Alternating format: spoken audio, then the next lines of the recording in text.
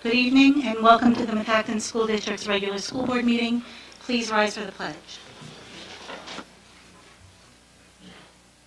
Allegiance to the flag of the United States of America and to the republic for which it stands, one nation, under God, indivisible, with liberty and justice for all.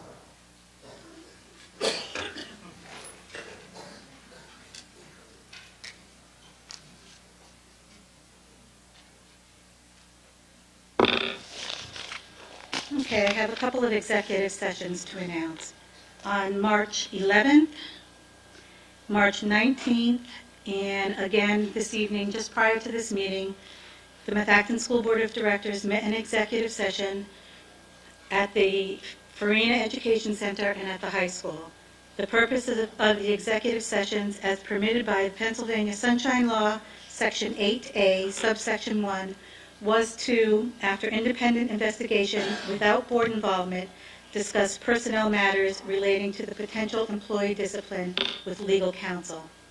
This evening, in executive session, we also discussed 2 special ed student settlements, and in addition, on March 12th, the board met for board development, at which time we also reviewed negotiations. This evening, all board members are in attendance with the exception of Mrs. Barone. We'll move on to recognition of guests and scheduled speakers. Mr. Harney.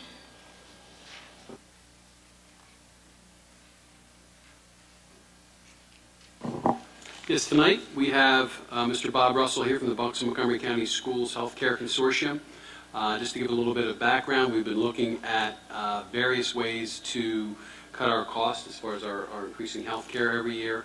We looked at several proposals from several of the area consortium that are being used by most of the schools here in Montgomery County, and Bob is going to do a presentation on what we found from the Bucks Montgomery County model, and it's going to be our recommendation tonight that you approve our entering into that consortium, and Bob will give you some more details on that.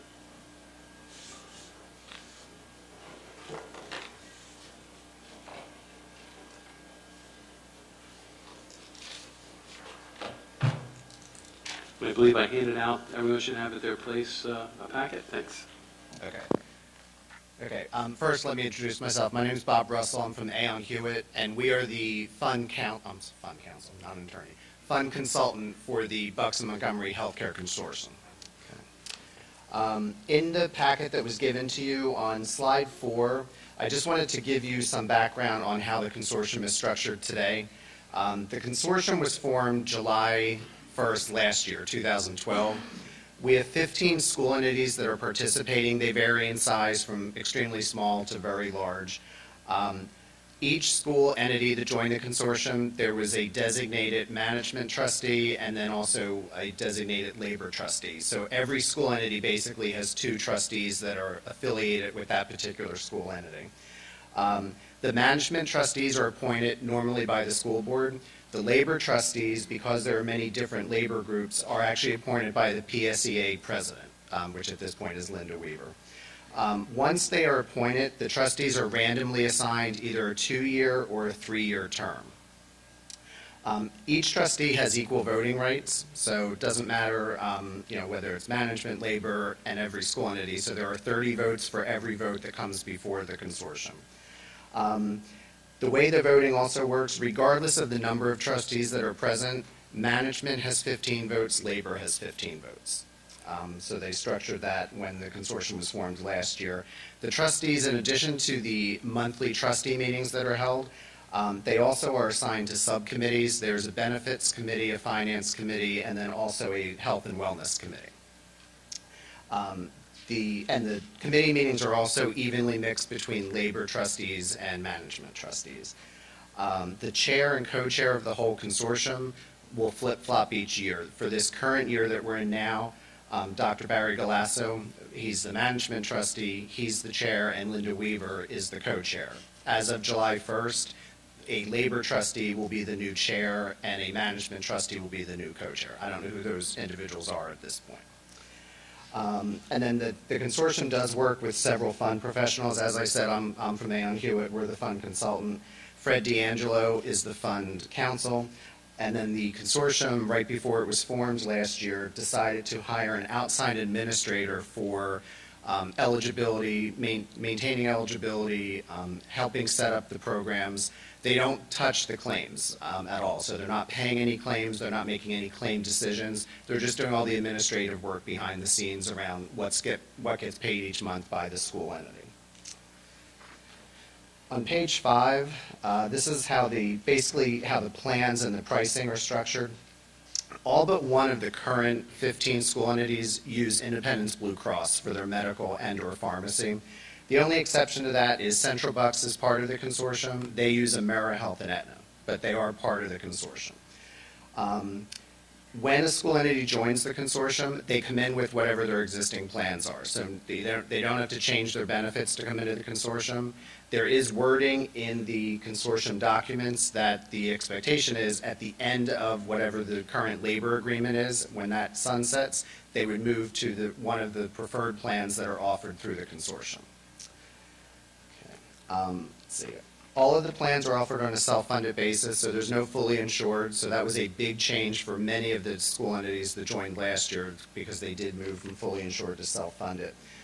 The way that we structure the pricing, it's based on each school entity's own experience. So there's no pooling of experience at this point. So, and we'll go through the numbers for Methacton, but when we ran the numbers for Methacton, it's based on your claims experience. We're not mingling your claims with anybody else. So we'll walk through how those numbers are developed. In the documents, in the trust documents for the consortium, there is reference that after the initial 3-year period, so we're coming up on the end of the first year now, we will review whether pooling makes sense. I can tell you, based on the plans that are offered and the districts that are in this, it's not going to be pooled after 3 years. We have too many varying plans that are out there, and quite honestly, too many different claim bases to do that. We do have a 2-year deal that was negotiated with Independence Blue Cross when the consortium was joined. So we locked in the admin fees for a 2-year period. So we already know the admin fees will go down as of July 1st because that was negotiated, even if no new entities were to join. We do know we already have some new entities joining. We obviously hope Methacton will be one of them. Depending on who else winds up joining, that price point will go even lower. So that is also factored into the pricing. The only pooling, we don't pool anybody's experience, but we do pool for stop loss. So when you're self-funded, we have protection in place where it's only up to a certain dollar amount that you would actually be responsible for as the school entity. What we do is whatever pooling level Methacton would go in at, you're pooled just for the stop loss piece of it with any other school entity that's at that same level. Okay. And then also when the consortium was joined or formed last year, the decision was made to kind of create an operating account for the consortium. So every school entity contributes $2 per employee per month into this operating account, and that is already included in the pricing that we provided to Methacton. And also, one point that we want to make clear, all we are doing is the pricing of what we think the overall plans are going to cost. The negotiation of what payroll contributions are going to be is not at the consortium level. That's all at the individual school entity level. We don't even touch that. Okay, just to kind of give you an idea, on slide 7, basically what happens is when we do the pricing, we come up with what are called premium equivalent rates. They look just like fully insured rates, and that's what GEM Group is invoicing each of the school entities every month. So from a budgeting standpoint, you can pretty much budget. That's what you're going to pay each month as long as you don't have huge fluctuations in your enrollment. On a monthly basis, Aon Hewitt gets a claims bill from IBC. GEM Group also gets it. We then break it down by school entity, and every month we report back to the trustees for each school entity. This is what's been collected year to date. This is what your claims have been. Here's all of your admin fees. Here's your fund balance year to date. GEM Group does pay the self-funded invoice on behalf of the consortium, but again, they're not paying the actual claims. They're just paying the invoice to IBC. At the end of the plan year, which we're coming up on the first one, if there's a positive balance, it's up to the school entity, how they want to use that money. It can be used to offset future plan costs. It can be used to offset a renewal increase. It can be used to reduce payroll contributions. It can also be used to pay for additional benefits. One of the things that the consortium is looking at rolling out for this coming July is a dental option and a true standalone vision option. Some of the schools that have been able to accumulate a positive balance are looking at that as a way to enhance benefits and use some of that money. If the school entity ends with a negative balance, they are required to remit that shortfall because you are self-funded, you're ultimately responsible for your claims, and depending on the amount, that can just be a one-time payment back into the fund, or you can add that to your monthly payments going forward into the next year. The good news is, through January, which is the most recent month that has been reported to the consortium, there's a positive fund balance of $6.7 million. So what that means is, after we looked at everything that's been collected through January, everything that's been paid out, including the liability for claims that have been incurred but not reported, the consortium has a positive fund balance of $6.7 million. We do have two school entities that have small negative balances. They're relatively smaller schools, and they actually did have a large claimant, so that pushed them into the negative. The reserves are held at the fund until such time as the school entity leaves the consortium. The reserves cannot be paid directly back to the school, however. So the structure within the consortium is, if you leave the consortium, the fund will then pay that money to whatever your new vendor is at your direction until those monies have been depleted. Okay, if you look on slide 9, this is where we get into the specifics for Methacton. Based on the information that we got from IBC on the fully insured renewal for Methacton, we're projecting savings of $965,000, which is about 8.7%, compared to the IBC renewal on a fully insured basis for the upcoming plan year. That is based on IBC's second look renewal. IBC does a first, I'm sure you're familiar with this first look and then second look. So we updated it with the second look. The admin fees that we build into this pricing are based on the existing block of 15 schools that are in here. It may even go further, so there would be additional savings if that happens. The stop-loss pricing, just because of the nature of stop-loss, we can't lock that in until May. We have an estimated 15% renewal increase in the stop-loss premiums, so that's been incorporated into the pricing. And then all of the fund professional fees, so myself, the council, and GEM Group, all of our fees stay the same in the second year. So on page 10, I'm not going to walk you through all these numbers. This just highlights how we developed the savings and the almost $965,000. What I would point out is we're using the claims from IBC, so we're not projecting that you're going to see a difference in your claims activity in the first year. All of the savings are coming from more on the administrative side, the retention, what IBC charges for pooling, what they load in for some of the healthcare reform initiatives. And then the last page, just to kind of give you an outlook, and I mentioned some of this, all 15 of the schools' entities are remaining in the consortium. One of the guiding principles of this consortium is there's no penalty for withdrawal from the consortium. So what we tell people is you can look at it, try it out for a year. If you don't like it, you can leave. There's no penalty other than if you're in a negative position, you have to pay that balance in. But there's no additional monies that would be due. The good news also, we've released the second round of pricing for the upcoming plan year for the existing districts, and we're actually projecting a slight decrease of 1.5% across the entire 15 districts. It varies. We do have some districts that are going up. We have some that are seeing pretty significant negatives on top of the savings they received last year when they joined the consortium. As I mentioned, we have 8 total school entities that we're looking at that are looking at possibly joining for July 1st. We need one more. If Methacton decides to join, we need one more roughly about your size, and then we'll break through the next price point. And then, so again, that will be additional savings for everybody. Again, I already mentioned we're looking at offering the dental or vision plan. Also, in the 2-year deal that we negotiated with IBC, they are also giving wellness credits. So obviously it has to be used for their programs. But in the second year, every school entity gets a credit of $2 per employee per month. And that money is there, as I mentioned, there's a wellness committee, and they're looking at how best to use that money, in addition to the money that's been accumulating in this first year, which was $2.50 per employee per month. And then the last point is we also have performance guarantees that were measured or were incorporated into the 2-year guarantee. One is on account management. So every school entity in the consortium gets a survey on a quarterly basis.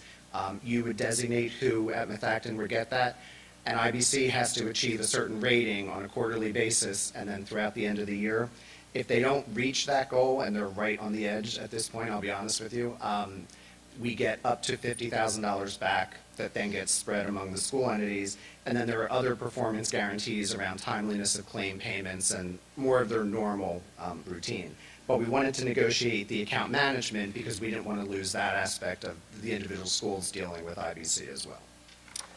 That's it for the presentation, but I'm happy to answer any questions that anybody has. I have a couple questions. Yep. The fund administrator, you said that they're responsible for the eligibility and the administrative work. They're not going to be paying claims or Right. doing any of that. Do they perform an eligibility audit annually or at all, or? The way it is structured right now, we were very flexible when the consortium was joined. So we have probably 15 different districts, and each of them are doing it 15 different ways how they handle their eligibility. Ultimately, GEM Group is managing the eligibility, and they are, when they get the claims file from IBC every month, they are reviewing that against what they have in their systems for eligibility to determine that, okay, this claim was incurred in January, this person was showing as eligible.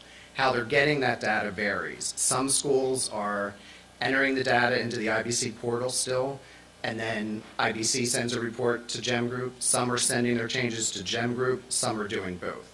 Eventually, we'd like to streamline that, but we thought it was too much to try to get everybody on a common administrative platform. So GEM Group is doing some of that audit work. The consortium did hire an auditor who will be auditing all of the books and everything for the full consortium at the end of this upcoming plan year. That won't be GEM Group, though. Are they also auditing to ensure that the claims are being paid correctly? We are actually in the process right now. I'm on the finance committee, or head of the finance committee, I guess. But we are actually getting ready to put an RFP out to hire somebody to do a claims audit. Right now, there has not been. The only audit that's really being done of the claims is to make sure somebody was eligible when the claim was incurred. Okay. Thank you. And you mentioned there were a couple of committees. I missed the first couple. All I got down was health and wellness. Oh, yeah, it's benefits, finance, and then health and wellness. Okay.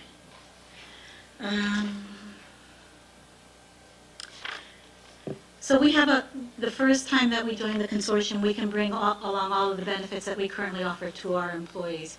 But you said at our next settlement, then that would be looked at, that would be discussed? Right. Basically, the way it's supposed to work is you come in with whatever your existing benefits are, and then at the sunset of your labor agreement, you would migrate to the 3 preferred plans. And I actually should have put them in here. The 3 preferred plans are Personal Choice 10-20-70, Personal Choice 20-30-70, and Keystone Point of Service 15S. There's no, and I should have mentioned this too, although we're just looking at your medical, not everybody has their pharmacy in this consortium. So they're just the 3 preferred medical plans that are offered at this point. And we have to sign on by April 1st. Yeah, and I was saying to Bob when I first got here, I had spoken to the chair and co-chair. What they basically said is just because of the timing, and we even had to update the trust documents because they still reflected 2012. Nobody thought to update them for 2013. They're okay as long as the decision is made by the board by April 1st. That will guarantee you, and all that date is to guarantee you that you have the trustee seats. You could still decide to join after April 1st, but you wouldn't be guaranteed the trustee seats. It would have to go before the consortium board, and they would vote on whether or not to offer the trustee seats. Okay, and that's really not my problem. The problem is that our contract with our teachers expires at the end of this year. So do we not, so on January 1st, do we lose the option of offering the 3 plans that we have now? No. Because it is the end of, No. Basically, the way it works is we have some districts, for example, that have contracts that are in status quo. We have some where they're negotiating contracts. We have some that we know they're not going to be negotiating them 5 years down the road. So it's whenever your contract would come up, you would then negotiate, and presumably there's MOUs that the labor groups have to sign off on saying that they understand this is what would be happening.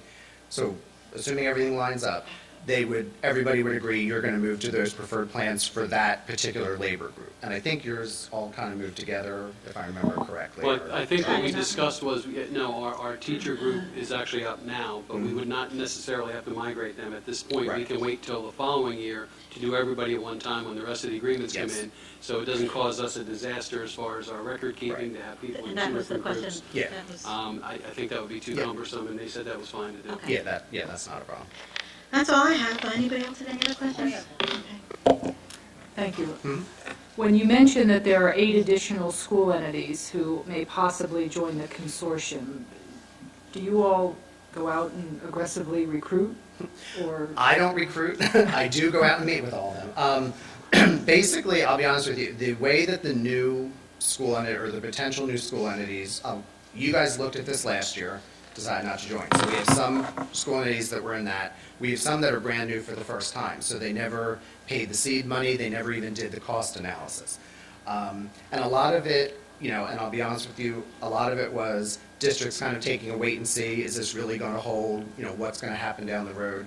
And some of it is also coming up from the labor groups that they're pushing this, that they want this. So we get the information all the same way, but how they finally make the decision that they want to take a look at it, I think, kind of varies by school. and there's no limit, there's no max? No.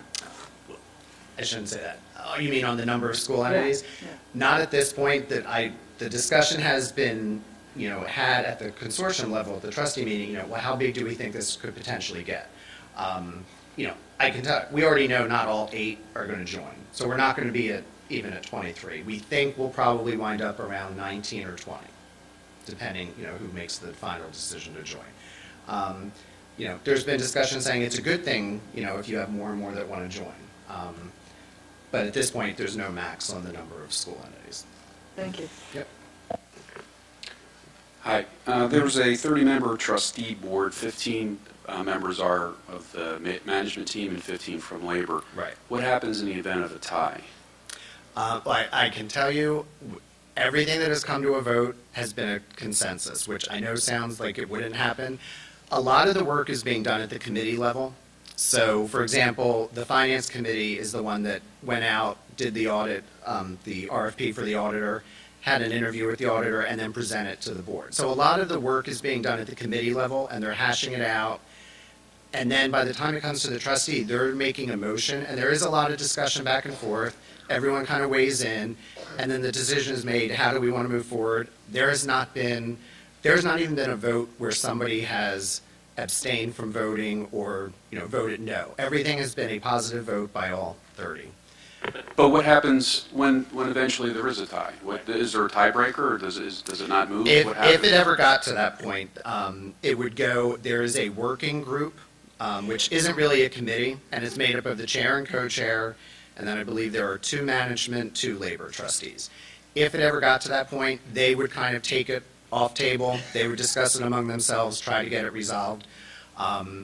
Eventually, if it was just a tiebreaker, it would never get, there'd be no vote. I mean, it wouldn't move forward, it would just be tabled at that point. Okay, thank you. Mm-hmm.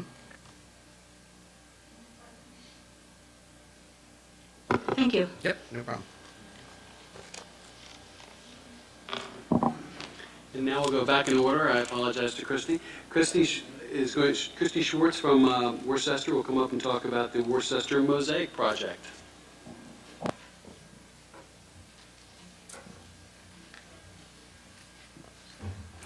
Good evening. Yep. Thank you.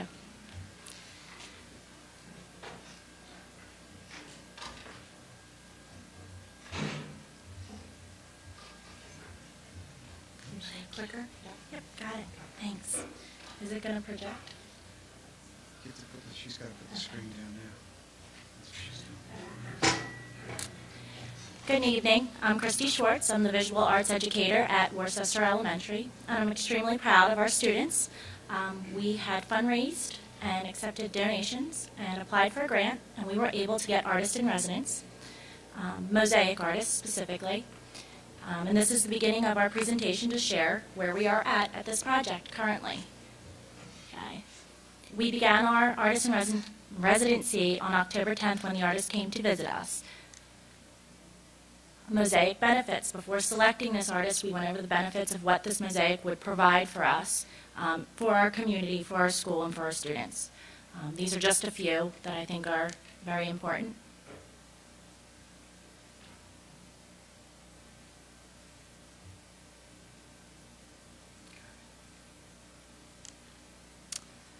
Other schools, I wanted to make sure that we're keeping up with what's going on, the trends in our county. So these are a list of other schools that have mosaics currently in their elementary schools, middle schools, and high schools.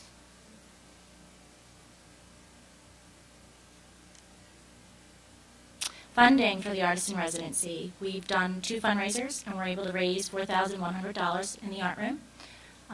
We purchased clay. We also obtained a grant, which was $3,500 from PAEP, which is Philadelphia Arts Education Partnership. Our home and school were very active and donated $859 for glazes because they were specialized, since this is going to be an outdoor mosaic. So the initial starting price was $8,109. So far, our community has come together with donations of supplies, as well as Rainbow Arts in Bristol. They had donated some glass. As of right now, there's no requirements for the Methacton School District. These are our 2 artists, Bailey and Julie. This is their resume. They've been working on schools for over 15 years. They made over 50 mosaics in school districts, and they're part of 2 programs. Juried artist. What? They're also juried artists. They're also juried artists. Thank you. These are some examples of their artwork. There's circles that they're mounted on cement board and applied to the outside of the building. So these are 3 examples. These are some examples of their wall mosaics. This was performed by 3rd graders. This is middle school and a high school.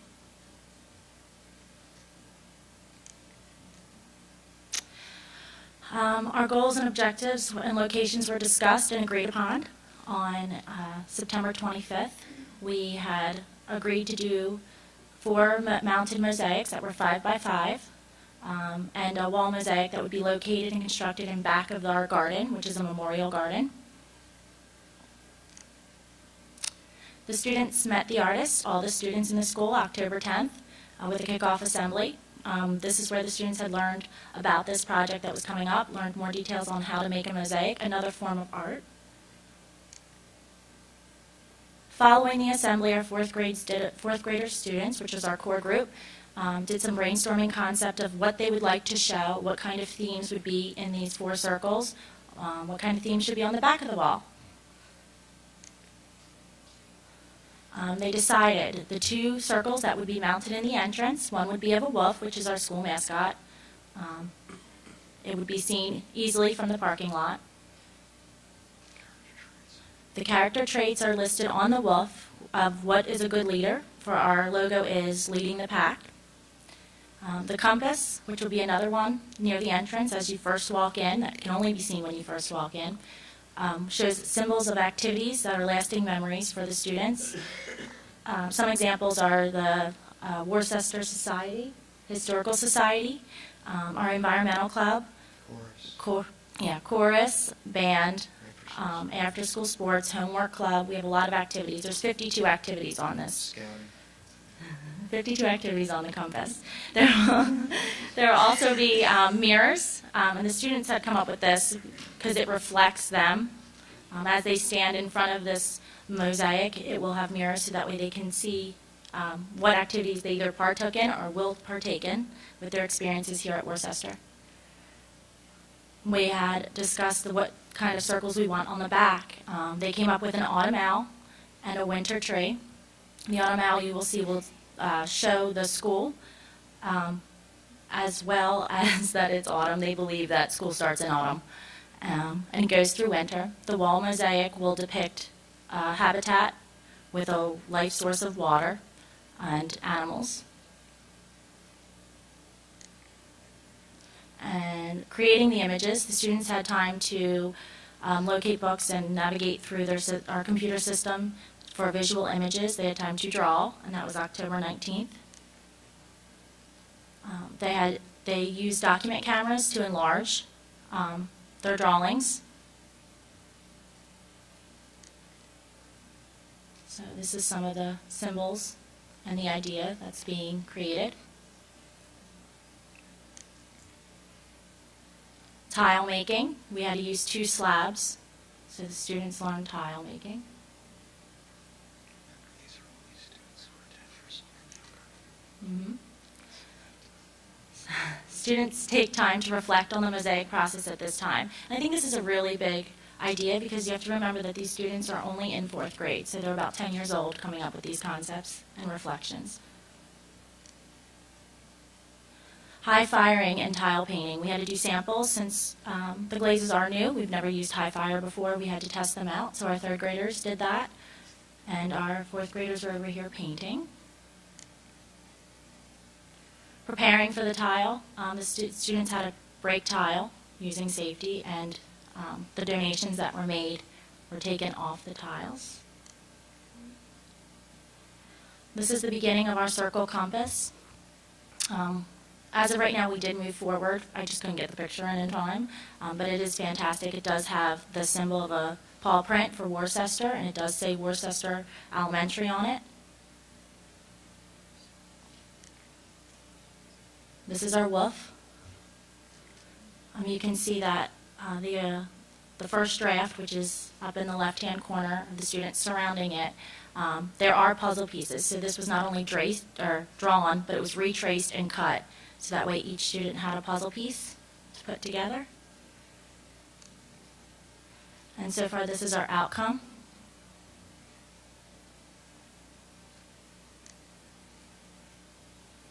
Our autumn out started off again resizing and measuring according to scale. Students are currently working on this, and it's done to a completion except for the grouting. This is the one in the back, which will be the winter tree. On the winter tree, it does have the dates 1912, which was when the school was first opened, and 1999 in the heart, which is when it was reopened. Beginning the wall mosaic. So here we have students drawing to scale the sizes of exactly what size each tile should be, and kindergarten students working. Our tiles are complete, so we're looking at stuff that would be on the back wall near our garden, which will have pond, fish, birds, trees, a quote from the teachers. Oh, uh-oh. Yeah.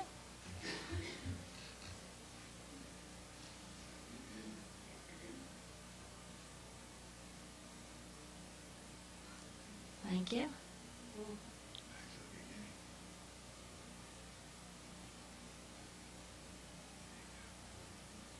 Yeah.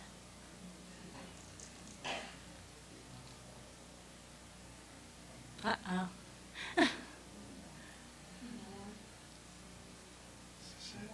No, there is one more.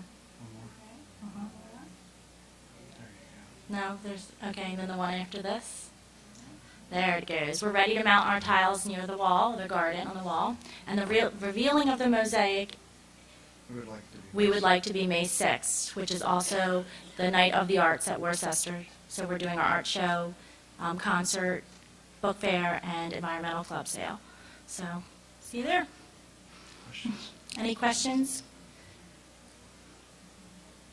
I saw this when I visited I wanted to ask about, after they're hung, is there ongoing maintenance?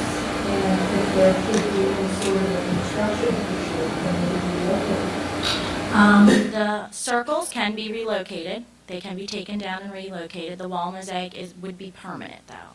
Ongoing maintenance, I don't foresee that. They've being in 15 years, they never had to do any maintenance, they have said. So, yeah. Thank you. All right, thank you very much.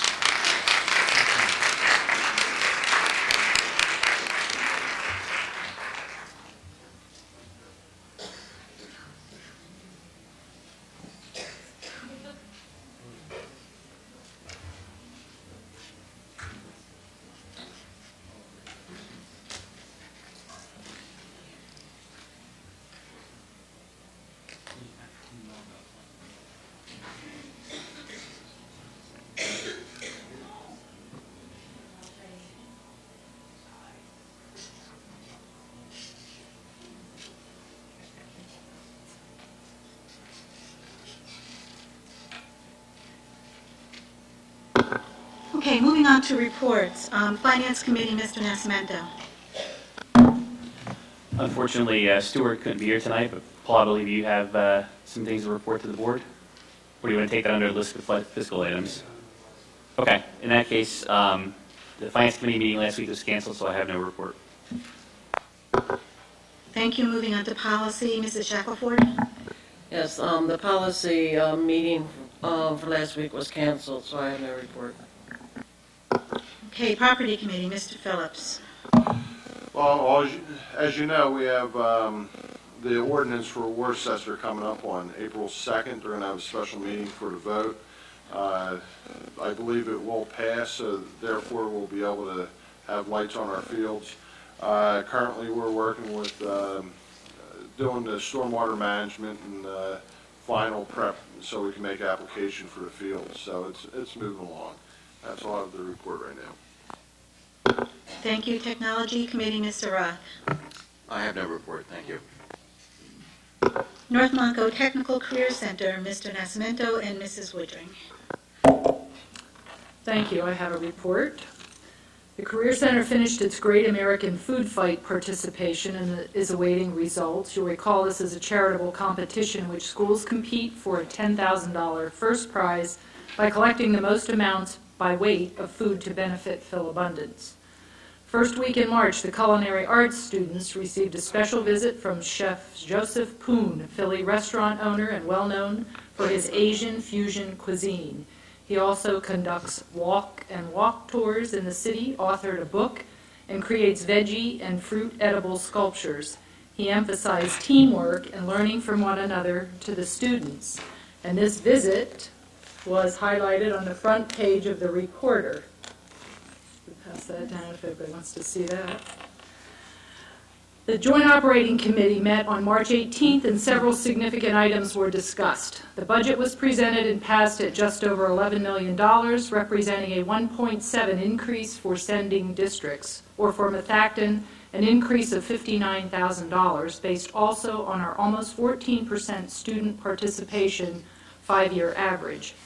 As a second matter, the JOC considered a motion to essentially replace the retiring business administrator with a shared service offered by the intermediate unit. This proposal would save the Career Center $50,000 over a 1-year contract. The proposal included an on-site business administrator 3 days per week and off-site services the other 2 days. This motion failed to pass by a 5-3 vote. It required a supermajority of 6 votes. Those in support of the proposal included the superintendents of the sending facilities, as presented by Dr. Dietrich, Superintendent of Record for the Career Center and Superintendent of North Penn School District, who offered that by comparison, the sending districts have full-time business administrators supporting large student enrollments and multiple buildings. For example, North Penn School District has 22 buildings and a $210 million annual budget, whereas the Career Center has an $11 million annual budget and 1 building. JOC members who oppose the proposal expressed concern over the on-site availability of a business administrator daily. The Career Center administrator was asked to provide further cost-comparative information as to a replacement to fill the vacancy. Finally, Fox Rothschild LLP was approved as solicitor for the Career Center for the 13-14 fiscal year. And finally, this past Saturday, the Career Center held a Breakfast with Bunny event for children from 9:30 to 11:30 a.m., and photos with Bunny were available for purchase. That's my report. Thank you. Thank you. So just to add, unfortunately, I wasn't able to make the meeting, but I am in favor of the proposal that came forward to have the business administrative services shared with the intermediate unit. So I've reached out to Mr. Lucas, who's the administrator, to make sure that it does go on the next agenda for next month's meeting, and assuming that none of the folks that voted yes change their mind between now and then, we'll have the supermajority to approve that, because it just makes sense to move forward that direction. Okay, thank you. On to the intermediate unit, Mr. Jones. Very quickly, the intermediate unit continues to work on budgetary and programs, but more so they're finally getting started actually working on the new building. So with a target of actually June a year from now, so it'll be about 14, 15 months. That's it. Thank you, Legislative Liaison, which is me. I have no formal report this evening, but at our board development last week, or 2 weeks ago, I guess it was, we were very fortunate to have Tina Valetto there speaking to us. She's our Region 11. We're in Region 11 here, our legislative leader, who highlighted some of the issues, the hot issues up in Harrisburg. Two of them that have a direct result on our bottom line here is PSERS, of course, and cyber charter and charter schools, the legislation that is associated with that. So we're looking at becoming more involved in an advocacy program where we can include the community in helping us reach out to our legislators when there's issues that we would like to see them vote one way or the other, and also reaching out to the legislators themselves, bringing them into the district, show them what we really do well, and then talk to them about why these issues are so important to us. So that's on the horizon, fortunately, and that's my report this evening. Moving on to curriculum, instruction, and staff development. Mr. Harney? All we have for you this evening is the Act 48 Committee monthly report. Any questions could be referred to Dr. Berry off of that report. Thank you. Mrs. Brown is not with us this evening, and I understand that Arcola is not here. Is that right, to do the up close and personal? Okay, thank you. So we'll move on to our student board representatives. Firstly, I would like to recognize two of our student groups for success in state competitions. Our swim team placed or moved on to the PIAA State Championship, and 7 different individuals or relay teams placed in the top 20 in their respective category, most notably the 200 medley relay placed 13th. The Methacton High School indoor percussion team moved on to the statewide finals and placed 2nd in the state with a score of 88.35, so I just wanted to congratulate those two groups. There was a dodgeball tournament. That was held on March 22nd by the National Honor Society, headed by Reed Hostrander, one of our other representatives. And all proceeds were donated to the American Heart Association. And the blood drive, which was held on Friday, March 15th, was very successful with a total donation of 166 units of blood. Got a few more things for you. Today, a number of MHS students groups went to Arcola's STEAM Day. We mentored 7th and 8th grade students, educated them, and encouraged them to pursue careers in the fields of STEAM, science, technology, engineering, arts, and mathematics. Arts is new this year. Some of the groups included the MHS Theater Company, the Electric Car Club, the Robotics Club, and there's also a student who's internationally published author. She came as well. Last Tuesday, the Methacton Environmental Club ran the student-faculty basketball game. It involved over a dozen seniors and teachers. We raised over $1,000 going towards our rooftop garden, which we hope to install on the MHS campus in the coming year. Additionally, as you see on the agenda, a number of MHS athletes were chosen to the Pac-10 Pioneer Athletic Conference, all conference teams for the winter 2012-2013 season. And that's our report. Thank you. Do I have any public comment on any items that the board will be taking action on this evening? Mr. Andrews?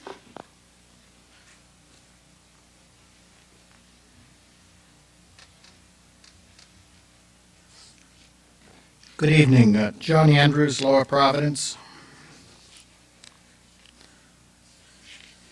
I note that on the yellow agenda sheets, on the front sheet, there's discussion about work session meeting, and some of the items that I'm going to comment on that are intended for vote this evening, I think that without a work session, it makes a reasoned or informed vote difficult.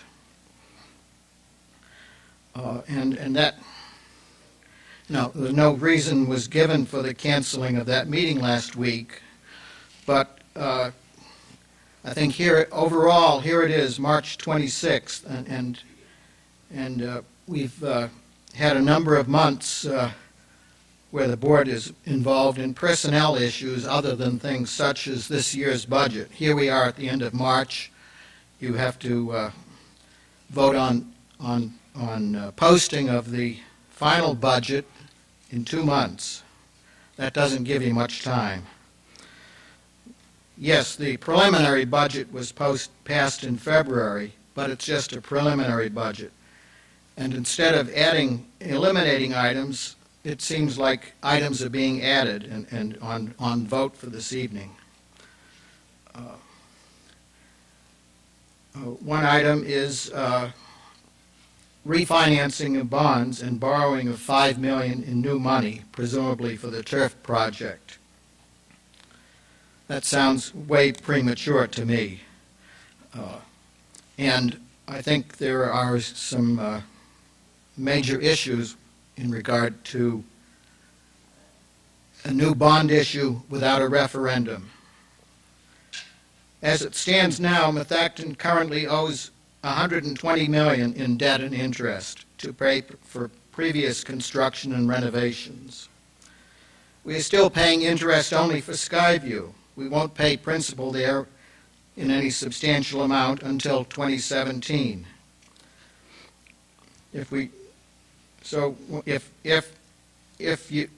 When you in one way or another get to being able to sell a bond for $5 million, our total debt will be even higher.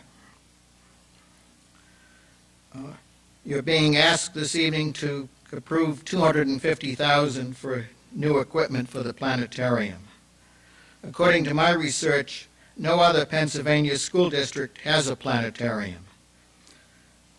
People say to me, planetarium, they can go to Franklin Institute. With today's computer-based research tools, there is no need to have a dedicated facility on site. If you were to have a dedicated facility, it should be financed either by donations or by sharing the expense with nearby school districts, perhaps through the intermediate unit. I'm not saying $250,000 is a high price for a planetarium, but on the other hand, there's one school district in Virginia that has a planetarium, and they have a curriculum for grades 1 through 6. And what they do in grade 1 really is amazing. They learn the difference between night and day. That's awesome, isn't it? I'm just kidding. There are other higher priority items that should take precedence over a fancy new gadget that might become obsolete in 10 years. The agenda contains the title Capital Projects with nothing else following it. The list of capital projects totaling almost $900,000, as I hear from the Property Committee meeting, should be shared with the public if you expect us to pay for it. It would be wise to delay the vote on that item until the public has the list and is able to comment on it. Sometimes, we've always done it this way is not only wrong, it's illegal. Another item for vote is disposal of 2 vehicles for a total of $100. Seems anyone could tow them to a dump yard and get $600 and real quick make $500. Who is Adam Blocklinger? Apparently he is the party who would pay $100.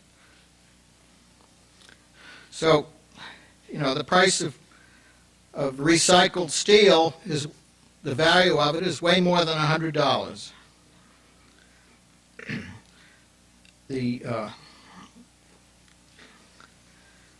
And all of these matters, refinancing bonds, borrowing new money, equipment, etc., are too important to vote on without further thought or public discussion.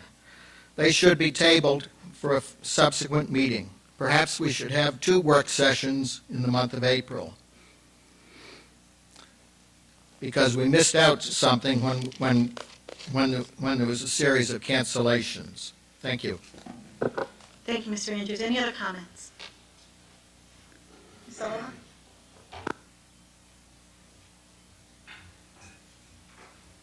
Candy Alba, Eagleville. I have 2 questions in reference to the planetarium. You have, you want to put out a bid award for $250,000, and then further down for a projector, then further down it's bus technology and planetary projector. That's $279,000. The total comes to $529,000. Is that two separate items? It's so the 250, is that included in the 270? Because that's really not. It looks like two separate items. I mean, this was. I mean, I have no problem with the planetarium. The planetarium's always been there. Unfortunately, it hasn't been maintained over the years. So when it falls into disrepair, it costs a lot of money. But these are, and I know over the past couple of years, there's been a cry to close it. That is an educational project for this school. That is not athletic. It's not a turf field. This is educational. I think Methacton's biggest mistake is you don't play this up enough. You don't publicize it enough. I see every once in a while, I see something online about their programs or in the newspaper. I mean, it's really cheap. It's $7 for adults. You can't pay $7 to get anywhere near the Farrakhan Institute. It's more expensive to ride a train to go down there one way. But this is a big misstep on this. You got to capitalize on. A lot of people know it's there. You have to advertise it, bring people in. You can raise money. But to make these votes on something when the public's not aware of it till it's too late, it should have been discussed this week. We still haven't been told why the meeting was canceled. Thank you. Any other comments this evening? If not, we'll move on to board minute meetings. Do I have a motion to approve the board meeting minutes from February 19th and February 26th, 2003? Mr. Nascimento, second. Mrs. Woodring, all in favor? 8-0, thank you. Moving on to fiscal items, Mr. Kohler. Good evening. We have items number 9.1 through 9.12 for your approval. 9.1 is the list of bills. 9.2 is the treasurer's report. 9.3 is authorizing compensation for additional services from Architera, which I believe was discussed at the property meeting earlier. 9.4 is settlement agreements and release for 2 students. 9.5 is approving the list of capital projects, which I believe was also discussed at the property meeting. 9.6 is awarding a bid to Spitz in the amount of $250,050 for a new planetarium projector. 9.7 is, we had heard the approve the participation agreement with the Bucks and Montgomery County Healthcare Schools Healthcare Consortium beginning July 1st, 2013. As we had heard earlier in the program, the IBX came in, our current carrier came in at about 14.6% increase, and Mr. Harney and Mr. Whiteleather went and saw 3 other consortiums and were able to find one, Bucks Monco, that you saw the presentation for about less than 5%, which is a significant savings. 9.8 is authorizing administration to utilize eBay for the disposal of surplus district equipment. 9.9 is the approval of the sale of 2 trucks for $100. 9.1, and I think there's some misunderstanding about this, and probably because normally we purchase something and then later we go out and get a lease. In this case, just the timing of it, we're purchasing the projector, and this is what our normal course of business is. We purchase the equipment and then we go out and get bids from leasing companies, and they buy back the equipment and then we lease it from them until based on the useful life, and then we buy it back for $1. 9.11, we have one of our larger properties that is requesting an appeal for their taxes, and our real estate attorney suggested we get appraisals. So we went out and asked for bids from 3, and this A.R. Hughes and Company was the lowest at a cost of $4,000. 9.12, I gave you handouts, which were for discussion of the bond refinancing. The timing of this is, tonight we're asking for the board's approval for us to work with our bond consultants, PFM and RBC, and our bond counsel, Rhodes and Simon, to do a bond financial restructuring of our bonds. And if you go to page 2, page 2 is just a listing of the municipal market. The current rate as of 3/19 was 1.97%. If you go to page 3, it sort of lists what we're trying to accomplish in the goals of the new financing under point number 2. And that is to get $5 million for various capital projects, that's new money, and to restructure a portion of our existing debt with $13 million of refunding bonds to level the local effort. And that means the amount of debt service that we pay per year. So if you look at page 4, these are the preliminary numbers that PFM has come up with to give you an idea of what we're looking to do. Graphically, if you look at the red line on the graph, that is where our bond payments would be without this restructuring. So what we're trying to do is lower those annual bond payments. And the other side of that coin is we're adding 2 years. As you can see, 2025 and 2026. We're adding 2 years to our total debt. So that's the other side of the coin. If you look on the numbers above the graph, you'll see that in each year, the red amounts are the savings we will realize in restructuring the debt. And then at the end, you see the two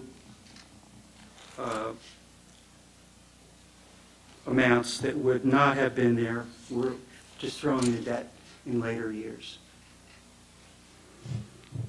So that the present value of this whole restructuring is $471,000.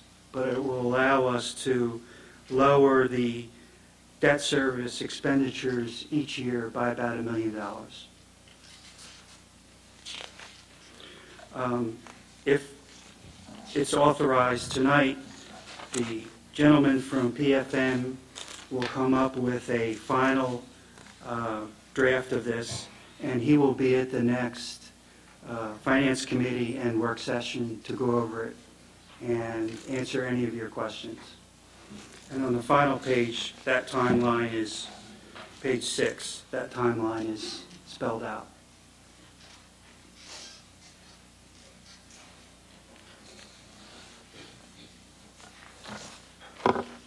Okay. Does anybody want to take any of these items separately? Yeah. Take them all. Well, I don't. We take I them all thought that might separately. be the case. But some of them. Okay. Let's just go down the list. Okay, well, let's do this. Let's group together 9-1 Discussion? and Yeah, 9-2, after we get a first and a second round of discussion. Let's, do I have a motion to approve 9-1 list of bills and 9-2 treasurer's report?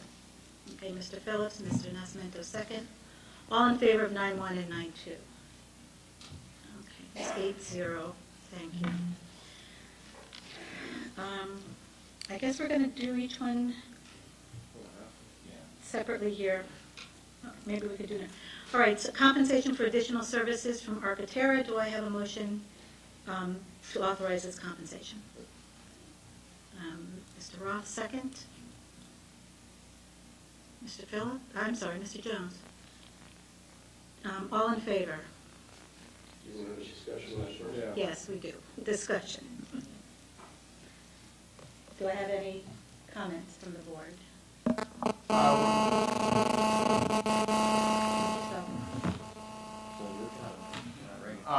Would you be able to give the whole board what you said at the property committee as far as Arcteras for that, their services? Well, that was Bill. That was Bill, but Bob, did you indicate that this was what you had more information? Oh, no, it was another item. Right, that was the projector. Bill, can you again?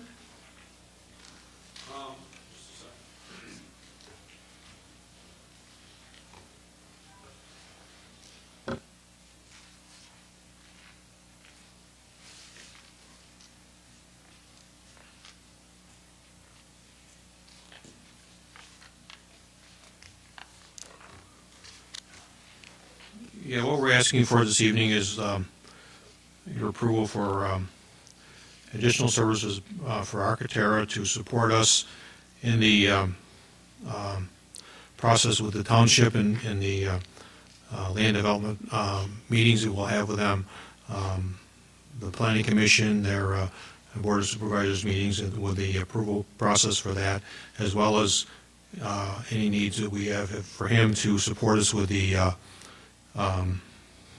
design and discussions and the like with the lighting ordinance approval and the design and the township review and approval of that. This will be done on a time and material basis, as I call it. It'll be just for his time on an hourly basis, and also his additional costs for to normally bill as part of his added expenses. The rates are already included in his existing contract with us. I don't have those with me, but it would be as an hourly basis as needed. Does that answer your question? What's the estimated cost? Do I have an estimated cost? So how much were you approving? We're approving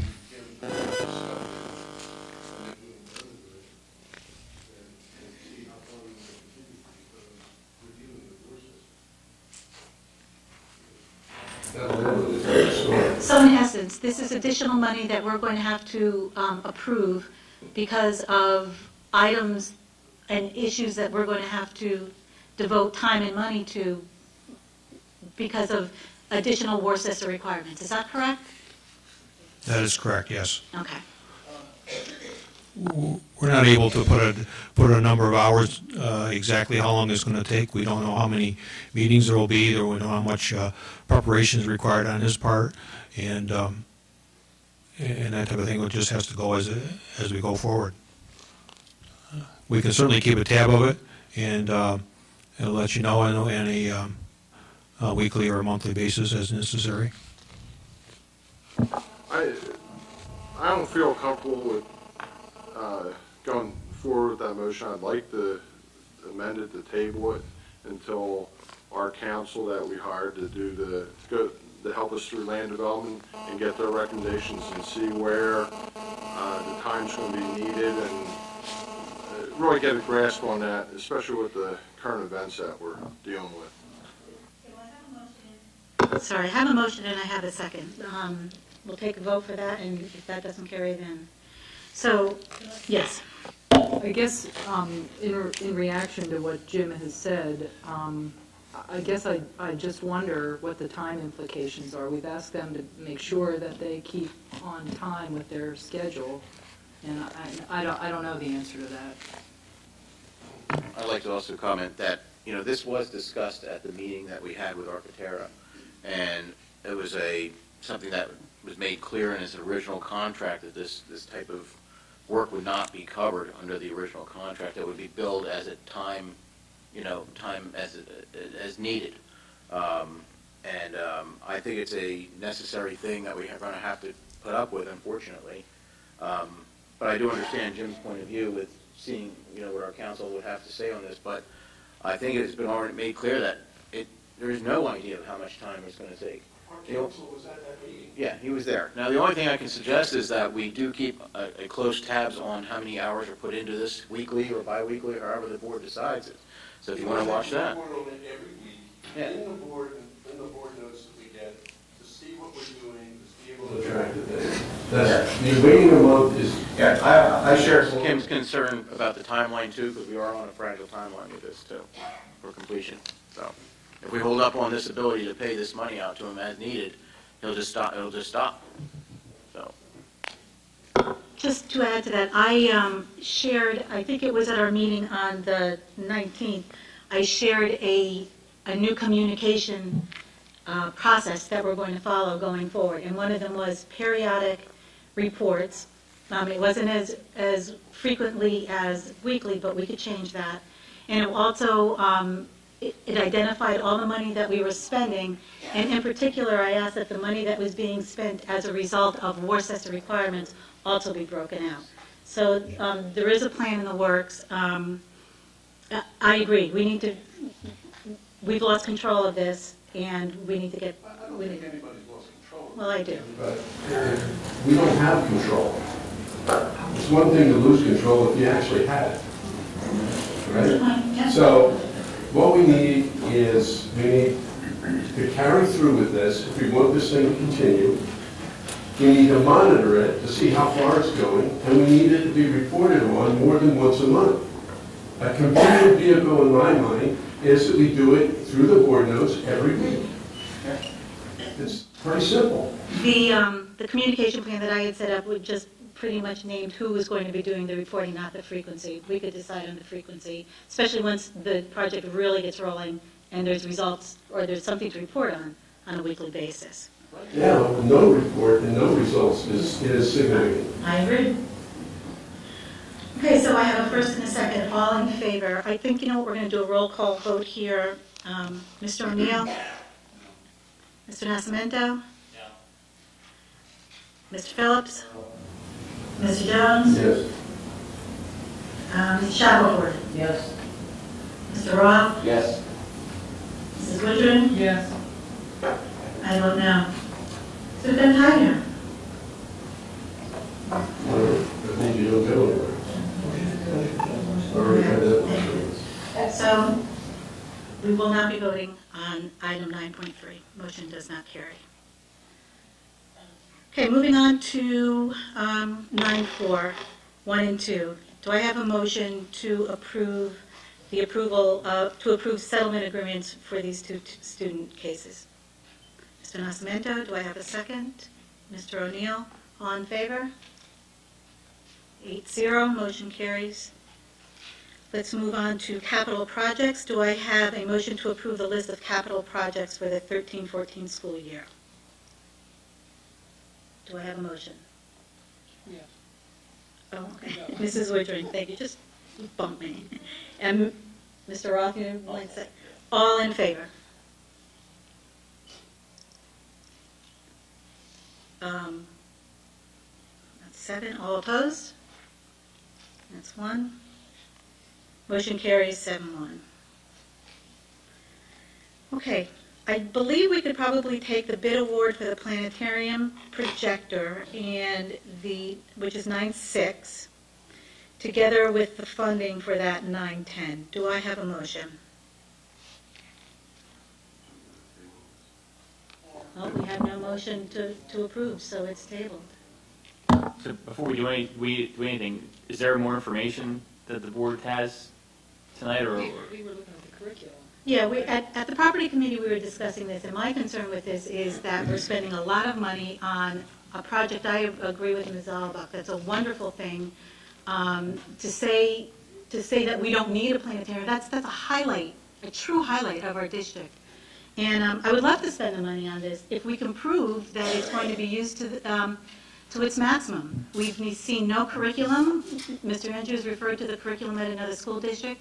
We've seen no curriculum on how this is going to be used. I think the community would love to come out in the evening and use it, and how much we charge and that and something. But I think we're not using it completely there either. So. So we're just asking the administration if they wanted to put like in front of us to come back with more information. Correct. I'd like to make a comment here. Also in this, in 910, was the bus and technology leases as well. So I think that will have to be broken out by administration if they want to get that approved. So. Can I also make a comment? If we're going to look at the curriculum, at the same time, I guess I'd like to also understand the consequence. Is this current projector so awful that it's going to impact the curriculum that's currently in place? I mean, is it ready to die? I could tell you, I went and looked at the latest and greatest version, and what we're talking about is a projector. Currently, you look at the projector we have just hanging from the ceiling. That technology versus the old slide photographs where you used to click the button, it would drop the slide down and it would rotate and drop the next one. That's what we're currently using. We're just using a basic light inside of a globe with certain diameter holes drilled in it. So I mean, it's we've had this since the 70s, and it's extremely antiquated. I mean, and we are spending about $8,000 to $10,000 a year in the maintenance program on it currently. So the new technology is great. The issue I see is I don't have a problem with putting a new projector in there to handle this and make it much simpler as far as teachers. You'd be able to utilize more teachers in the planetarium than just one, because to use the equipment now, it's very hard, very cumbersome. You have to really know what you're doing. If we go with the new planetarium projector, the curriculum, I think, is really necessary for us to extend it into other, not just stars, but other types of Earth, inner Earth and outer Earth, and there's so many different uses that you can, if you really think about it, you can create. And then on top of it, as far as getting the public and our residents involved, Friday nights, Saturday nights, doing it, it's basically an IMAX theater, and you can do things whether it's educational based or age appropriate stuff. So it's a great project, but we have to get our administration to really put a curriculum together to utilize it properly. So I'll ask administration to give us a presentation at our work session next month. That could give us more information where we can vote on this. Let's move on to 9.7 Healthcare Consortium. Do I have a motion to approve the participation agreement with the Bucksmont Healthcare Consortium? Mr. Roth, do I have a second? Mr. Jones, all in favor? I'm sorry. Sorry, yes. It says here effective July 1, and I guess in the presentation it says if we sign it by April 1, then we're guaranteed a seat on the Board of Trustees. So now are we losing that seat if we go? No, we have to sign up by April 1st, but it's not effective until July 1st. Right, the approval to go. All right, thanks.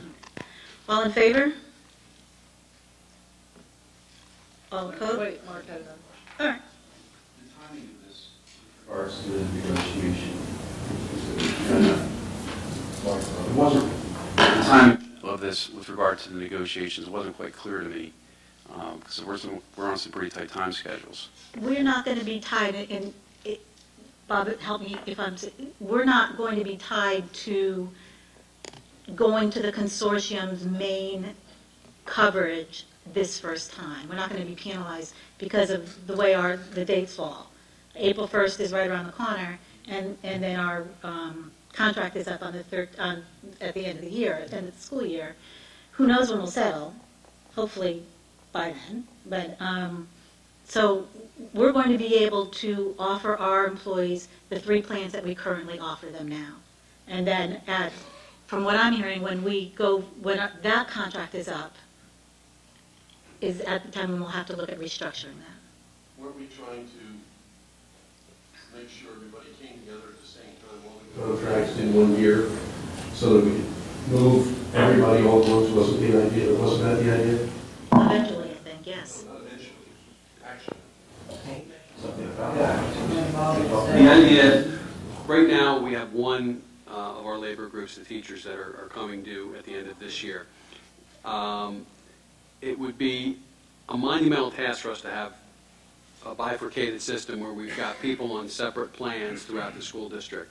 We did talk to these folks. They would prefer us to migrate right away to their plan, but they understand that it's better to get everyone on the same page as far as the same year and moving them towards that plan. So they're very comfortable with us doing that next year. Any other questions? All in favor? 8-0. Thank you. Motion carries. Okay, moving on to disposal of surplus district equipment. Do I have a motion to authorize administration to utilize eBay for the disposal of surplus district equipment? Mr. Nascimento, second. Mrs. Shackelford, any comments? Mr. Phillips? Yes. Is there any guidelines as far as administration setting reserves on eBay? You know, I know coming up, you know, we have the van and the Chevy C3500 going for $100. You know, scrap, yes. You can get better money for scrap. So, is there any kind of guidelines that we have that, you know, stuff that's worth $100 isn't going for 2 cents, or is this looked at where we're not just, you know, throwing money away either? What, with the process, the paper process, and it goes through a couple people, and I don't know if that is helpful. There's a couple levels of review. What I saw in the paperwork showed there was an approval process flow, but I think what Jim's getting at is who sets the minimum price and what it goes for, and I didn't see that. And also a list of what we're going to be putting on eBay. You know, it's kind of hard to vote on that we're going to authorize the surplus. I'd like to see a list attached to our motion that what we're actually eBaying. Well, couldn't we just have Stuart come back with some guidance or something? I mean, I don't know that we need to wrestle this to the ground. I mean, this is something the administration should go figure out and just FYI us. Can I make a suggestion? Stuart has worked with this in the past in another district. If he comes back next month, just to show you the parameters and all of the guidelines that he uses when he works with that, it might be more beneficial to hear exactly how he's done it. I have no experience with it, but I know Stuart does, so I'm sure he'd be happy to share that. I guess from what we've read about it, the surplus equipment before, they were just trashing it, and now we're going to try to get some money for it. All right? So, I mean, I use eBay, so I have some experience in using it, and I do agree you need to know, you know, but a lot of times if you put something on at a lower price and people bid it up, so if you put it on high, you could be, you know, taking yourself right out of the ballpark to begin with. So you have to have a little knowledge and understanding in how eBay works, and if Stuart has that, then we need to hear it from him. Plus, keep in mind we were getting nothing for it before, so anything on eBay is probably better than nothing. Do I have any other additional comments? There being none, all in favor? 1, 2, 3. Is that Fisher's up or down? Yeah. Okay. All, those opposed? Motion carries 7-1. Thank you. Okay, moving on to vehicle disposal. Do I have a motion to approve the sale of these 2 automobiles for $100 to Adam Blocklinger? Mr. Nascimento, do I have a second? Mr. Jones, any comments on this vehicle? Mrs. Wittring? Yeah, I'm going to advocate a little bit for the students over at the Career Center, and I'm wondering if we shouldn't maybe consider donating them over there to the benefit of the student educational process. We accept things like this all the time. What they want? Yes, probably. That's a good idea.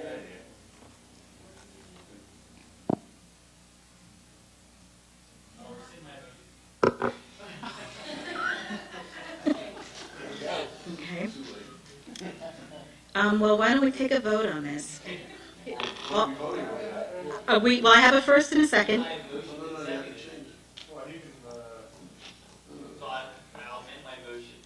So let me amend my motion to donate to the technical center. And Mr. Jones, are you willing to second that? Oh, you bet. Okay. The friendly amendment, Jim? So all in favor of the amended motion? Yes, I do. 9-0, thank you. Amended motion carries.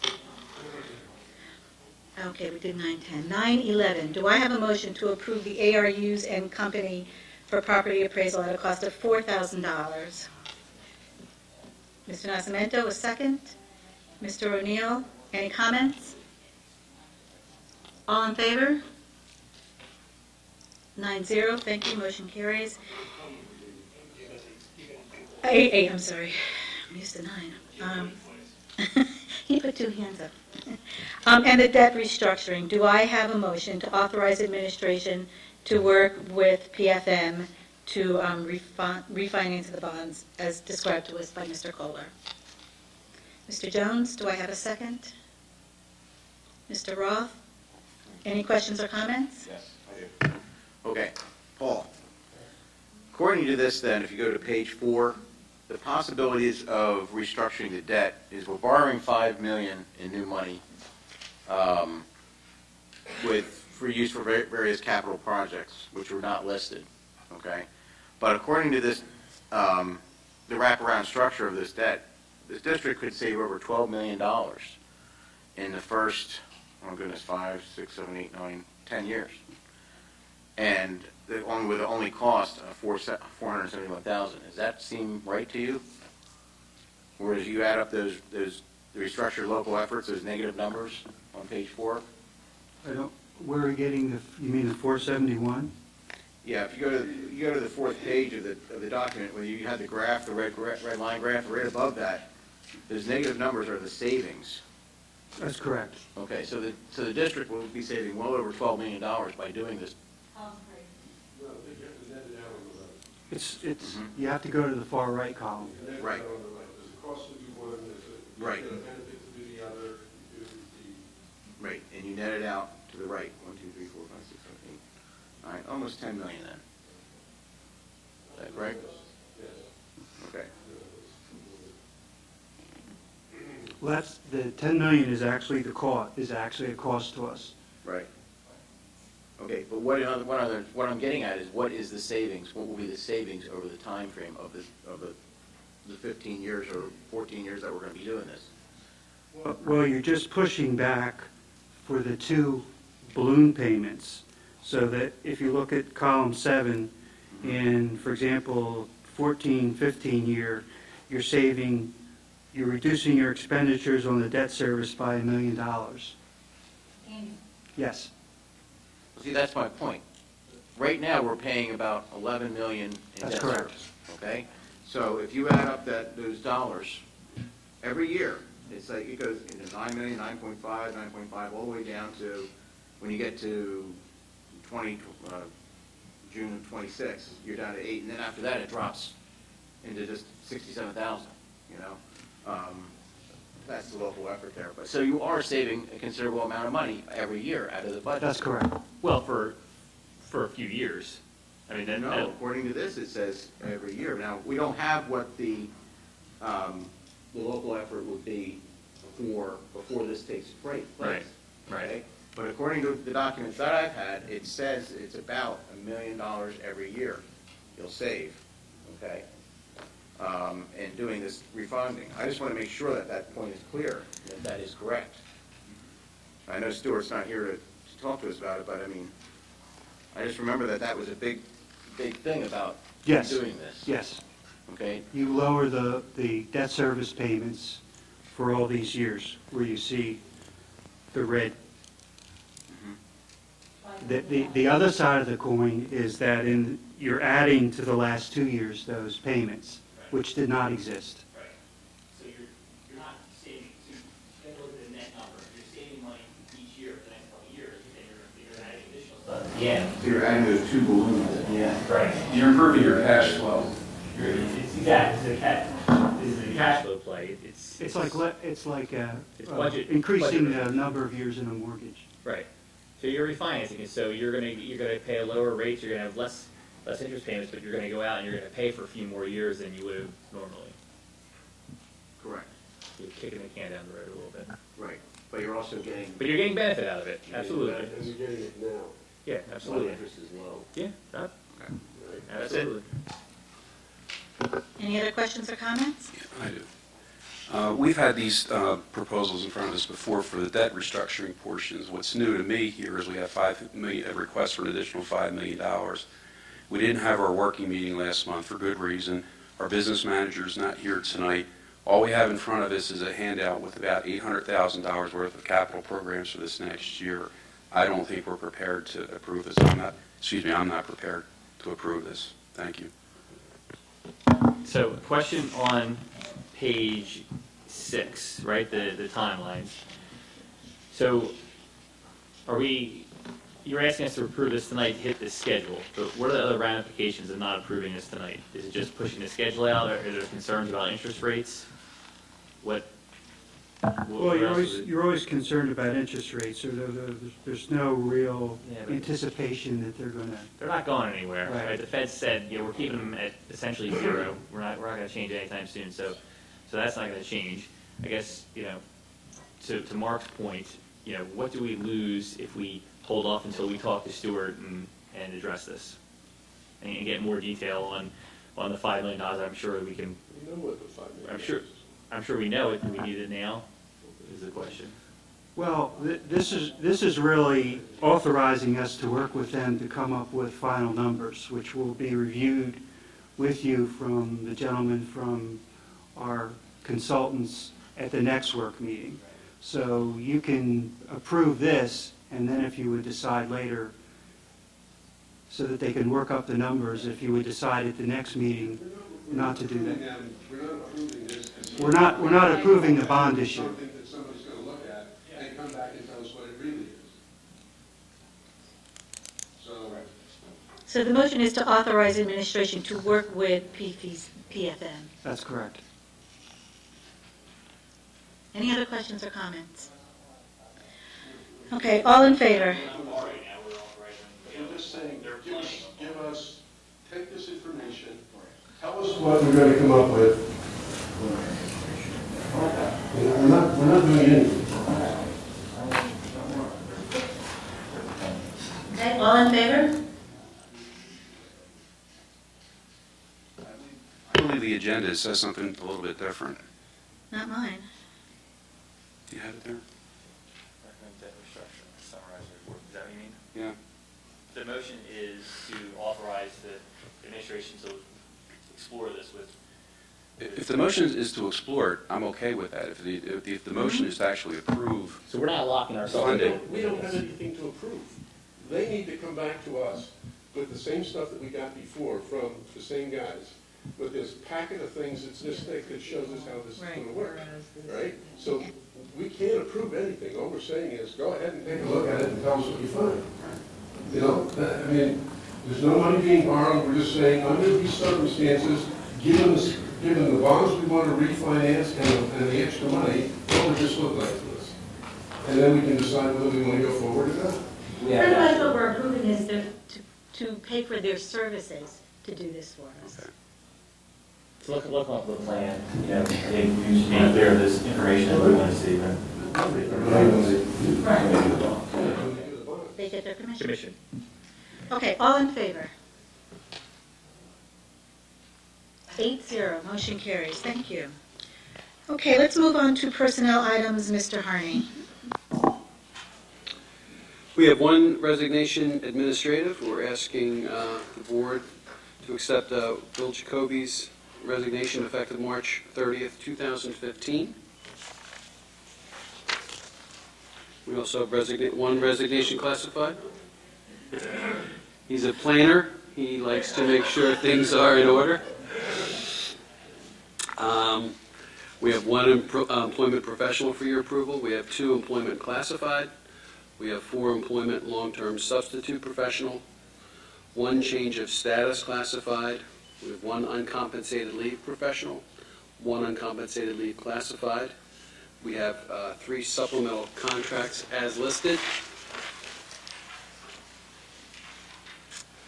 We have 1 item for community education. We have 4 additions to the classified substitute list, 1 volunteer, and 1 advisement for the board.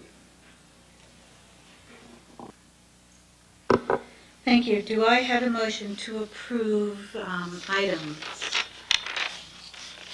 10-1 through, thank you, 10-16 under Human Resources?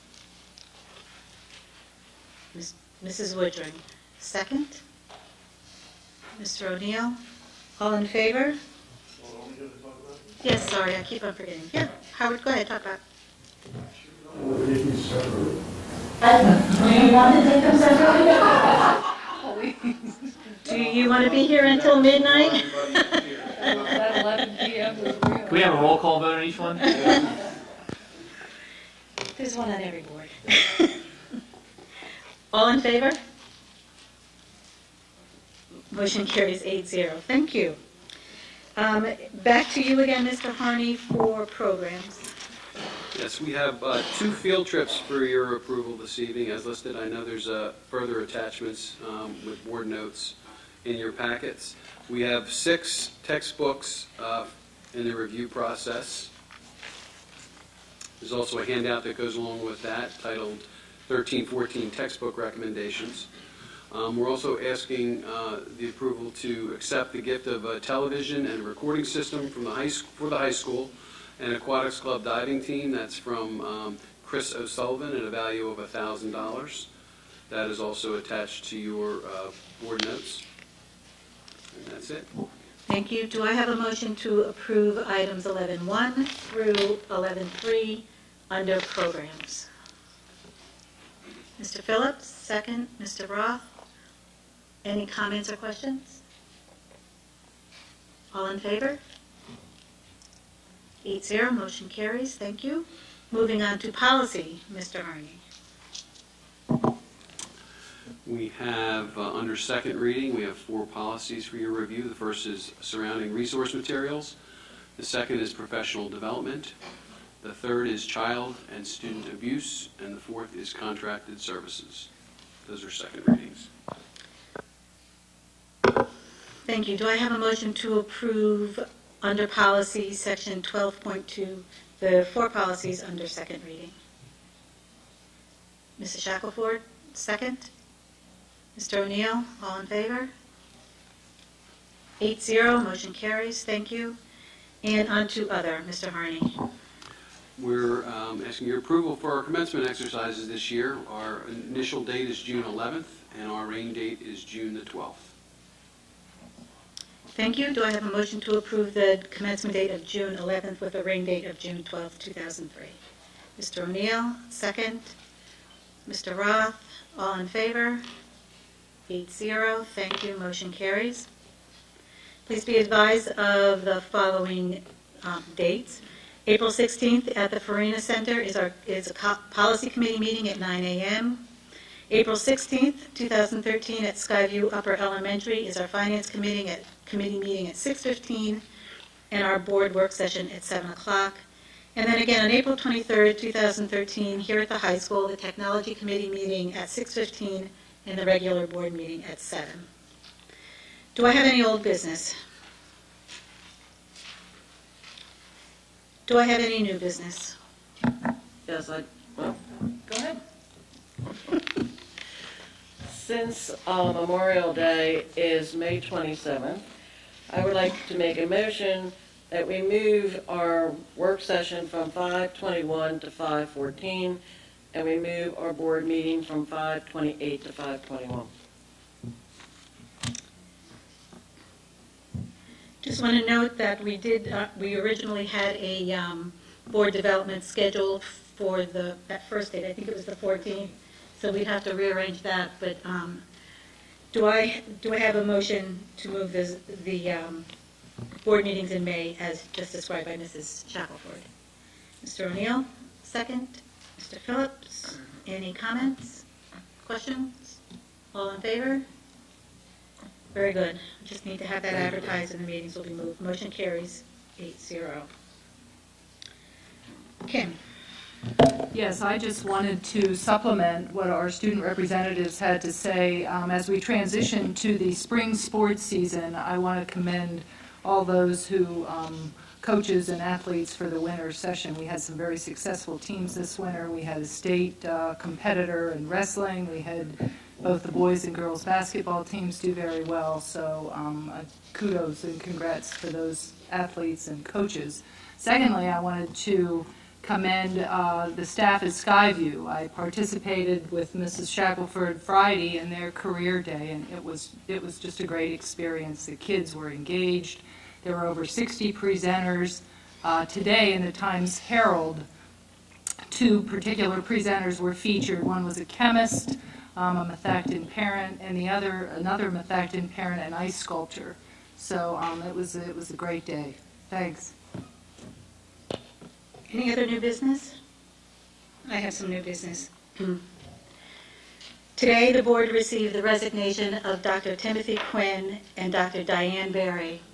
Dr. Timothy Quinn's resignation will be effective March 26th, which is today, and Dr. Berry's will be effective June 13th.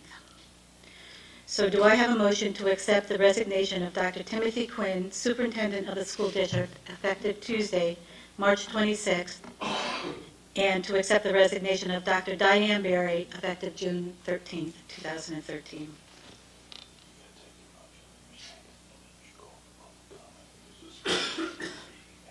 Okay, thank you. Do I have a motion? Mr. Nascimento. Do I have a second? Mr. Jones. Do I have any comments or questions from the board? Do I have any comments from the public? If not, I'm going to do a roll call vote. Mr. Nascimento? Aye. Mr. Jones? Yes. Mr. Roth? Yes. Mr. Phillips? Yes. Mr. O'Neill? Yes. Mrs. Shackelford? Yes. Mrs. Woodring? Yes. And I vote yes. Just the resignation, should I do that as well?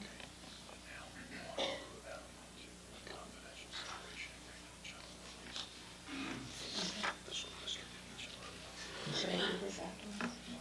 The personnel after? Yeah, I did.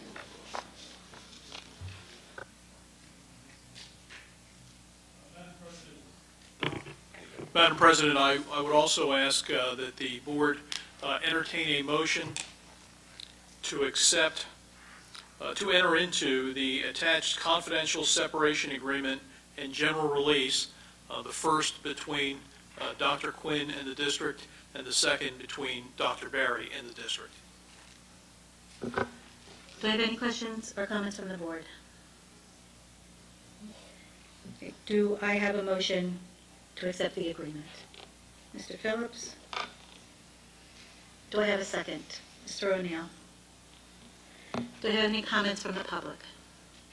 Yes, sir. Question on that. Is there any compensation involved with those 2 retired ladies or whatever, however you want to call it? Sir, when the board approves this matter, the agreement will be subject to the right to know. But to answer your question directly, the only compensation that is involved is that which they have earned. So there would be compensation with respect to whatever days they've worked thus far, whatever vacation time that they've earned thus far, and whatever sick days they've earned thus far. That's all. Any other comments? Take another roll call. Mr. Nascimento? Yes. Mr. Jones? Yes. Mr. Roth? Yes. Mr. Phillips? Yes. Mr. O'Neill? Yes. Mrs. Shackelford? Yes. Mrs. Woodring? Yes. And I vote yes. Thank you. Motion carries. I have a comment to read. The Methacton School District has accepted the resignation of Dr. Timothy Quinn, Superintendent of the School District, effective Tuesday, March 26th, and Dr. Diane Berry, effective June 13th, 2013, for personal reasons. The resignation follows the district investigation of certain allegations made under the terms of the Pennsylvania Public School Code. Dr. Quinn and Dr. Berry tendered their resignations before any hearing was held, so there have been no findings of fact or conclusions of law regarding the allegations. There will be no further comment on this matter either by the district, by Dr. Quinn, or by Dr. Barry. Thank you. Okay, courtesy of the floor. Mr. Andrews.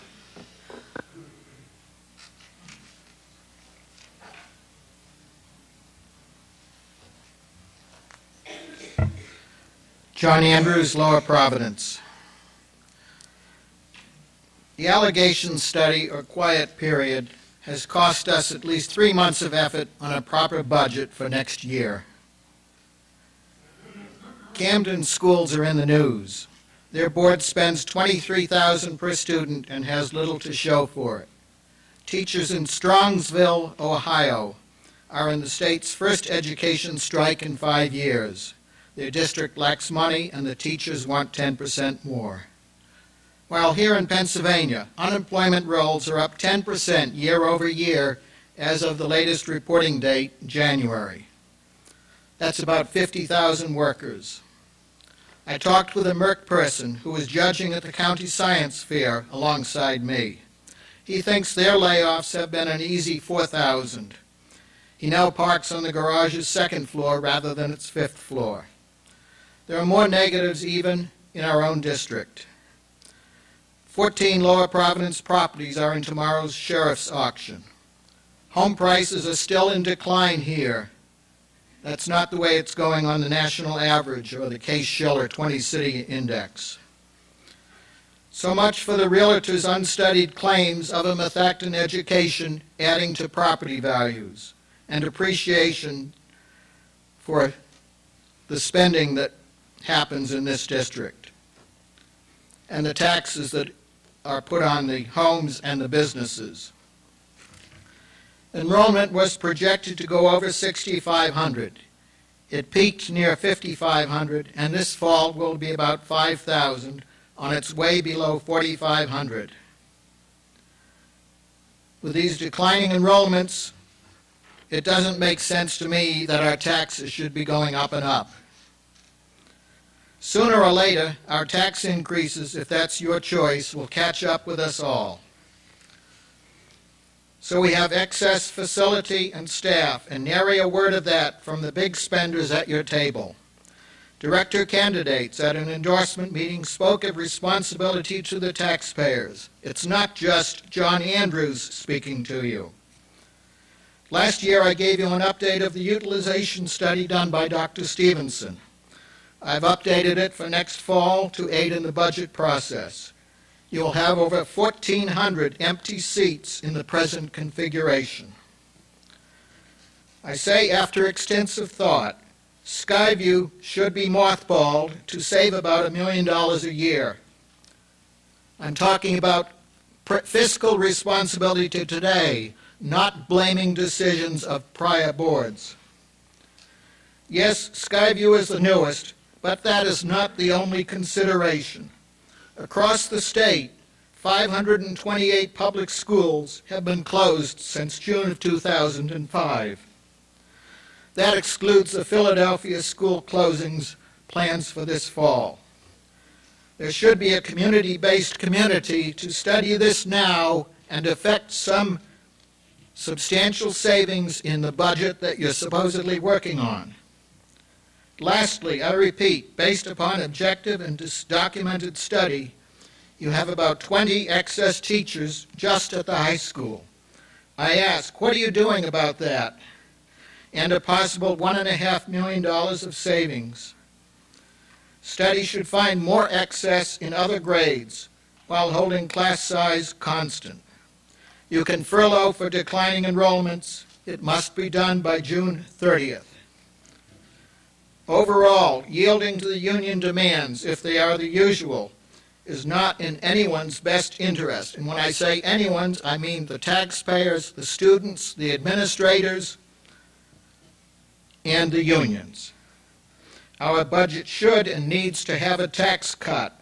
I don't know how much forceful I can be to present to you what is fact, not fiction, fact. Perhaps April should have an extra working meeting. You have something off your shoulders now. Maybe you can have a working meeting. to make up for the one recently canceled. Thank you. Thank you. Do I have any other comments? Candy?